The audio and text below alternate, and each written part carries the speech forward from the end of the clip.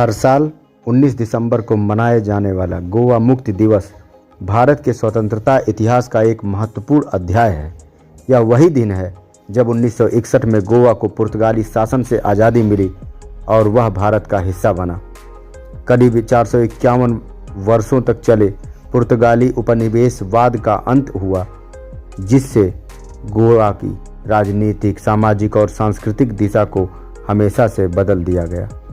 गोवा 1947 में जब भारत ब्रिटिश शासन से स्वतंत्र हुआ, तब भी गोवा पर पुर्तगाल का कब्जा बना रहा। पुर्तगाल का दावा था कि गोवा उसकी अविभाज्य भूमि है, न कि उपनिवेश, इसलिए भारत में विलय नहीं होगा। अन्याय के खिलाफ गोवा में लगातार आंदोलन, सत्याग्रह और विरोध प्रदर्शन होते रहे।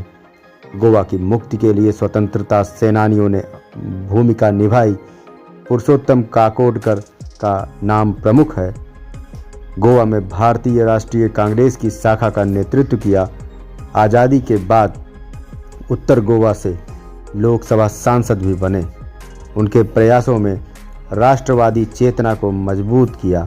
ऑपरेशन विजय, गोवा की आज़ादी ने तत्कालीन प्रधानमंत्री जवाहरलाल नेहरू के नेतृत्व में भारत सरकार ने दिसंबर 1961 में सैन्य कार्यवाही का निर्णय लिया। भारतीय सशस्त्र बलों ने ऑपरेशन विजय के तहत थल, जल और वायु सेना की संयुक्त कार्रवाई की। यह अभियान करीब 36 घंटे चला, जिसके बाद पुर्तगाली सेना ने आत्मसमर्पण कर दिया। 19 दिसंबर 1961 को गोवा स्वतंत्र हो गया।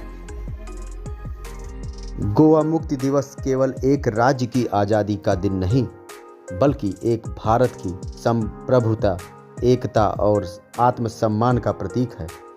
यह दिन हमें याद दिलाता है कि स्वतंत्रता केवल संघर्ष से नहीं, बल्कि साहस और दृढ़ संकल्प से मिलती है।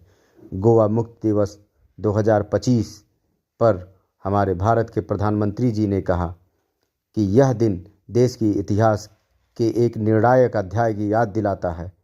उन्होंने उन वीरों को श्रद्धांजलि दी जिन्होंने अन्याय को स्वीकार नहीं किया और साहस के साथ स्वतंत्रता के लिए संघर्ष किया। प्रधानमंत्री जी ने कहा कि उनके बलिदान आज भी गोवा की प्रगति के लिए प्रेरणा है। जय हिंद, जय भारत।